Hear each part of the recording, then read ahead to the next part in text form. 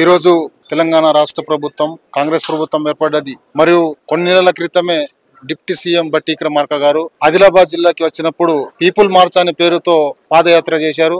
ఆ పాదయాత్రలో మేము కూడా భాగస్వాములై వారితో పాటు మేము కూడా నడిచినాము. మరి వారు కూడా మాకు మా ప్రభుత్వం ఏర్పడిన తర్వాత మన సమస్యలు అన్ని పరిష్కారం చేద్దామని చెప్పారు. మరియు కలెక్టరేట్ గాని మరి ఎమ్మెల్యే గారికి వినతి పత్రాలు ఆవేదన చెప్తే కూడా ఇప్పుడు దాకా మా పరిష్కారం ఏం కాలేదు.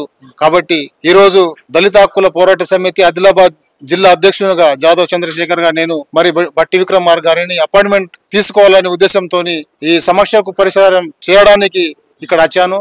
ఏ సమస్య సమస్య అంటే మా నార్నూల్ మండలంలో కంపూర్ గ్రామం ఏసీగా కూడా ఉన్నది సార్. అటు ఎన్నో ఊర్లు ఉన్నాయి కాబట్టి మాకు రెసిడెన్షియల్ స్కూల్ కావాలి. ఎందుకంటే సాంఘిక సంక్షేమ గురుకుల పాఠశాల కావాలి. కాబట్టి దానికోసం నేను ఆవేదన పత్రం తీసుకుని వచ్చిన వినతి పత్రం. మరి వినతి పత్రంతో పాటు డిప్యూటీ సీఎం సార్ నాకు అపాయింట్మెంట్ ఇస్తే సార్ని కలిసి మరి సార్ని కూడా చెప్పడానికి నేను సిద్ధంగా ఉన్నా. ప్రభుత్వం వచ్చి సంవత్సరంన్నర అవుతుంది. మరి ఈ సంవత్సరంన్నర కాలంలో ఎప్పుడు మీరు సార్ని కలిసే ప్రయత్నం చేసినా గానీ అపాయింట్మెంట్ దొరకలే. కాబట్టి సారు రమ్మంటారు కానీ వీళ్ళుగా సార్ లేరు అని చెప్తారు.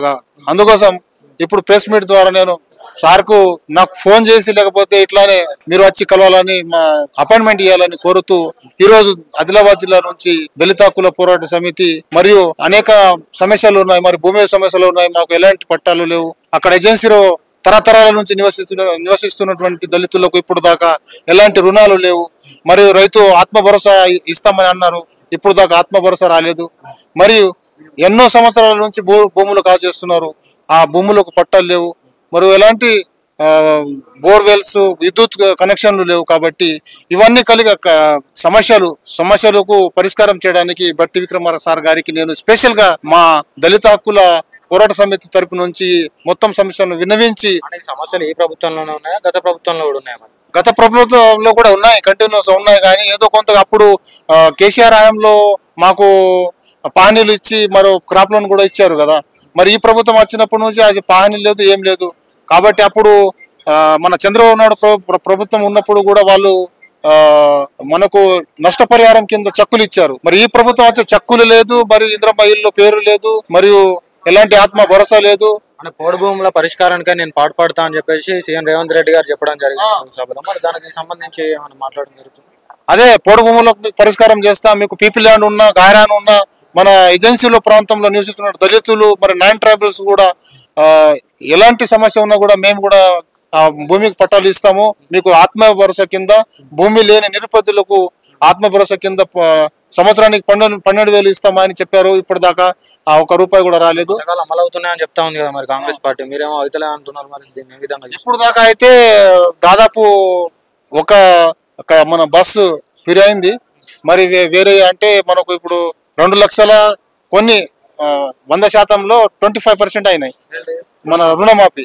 మళ్ళీ ఇంకా దాంట్లో నాన్ ట్రైబల్ పట్టా లేని వాళ్ళకు పీపీ ల్యాండ్ ఎన్నో తరతరాల నుంచి నివసిస్తున్నటువంటి దళితులు, నాన్ ట్రైబల్స్, గిరిజన నేతృలకు ఇప్పుడు దాకా ఎలాంటి సాయం లేదు. వారు చాలా చాలా చాలా క్రిటికల్ పొజిషన్ లో ఉన్నారు. కాబట్టి రాష్ట్ర ప్రభుత్వానికి ఈ సమస్యలు ఎన్నోసార్లు మేము ఎమ్మెల్యే గారు చెప్పిన, ఎంపీ గారు చెప్పిన, మరియు మా సమస్యలు కలెక్టర్ సార్ కూడా చెప్పిన వాళ్ళు పట్టించుకోకుండా పరిశ్రమలో ఉన్నాం. కాబట్టి ఈ రోజు ఇక్కడ వచ్చి మా కమిటీ వచ్చి ఈ ప్రెస్ మీట్ ద్వారా మాకు ఎలాంటి ప్రభుత్వం ఇది చేస్తుందో మేము చూడాలని వచ్చినాము. మరి మా డిప్యూటీ సార్ గారు అపాయింట్మెంట్ ఇచ్చి ఈ సమస్యకు పరిష్కారం చేయాలని కోరుతున్నాం.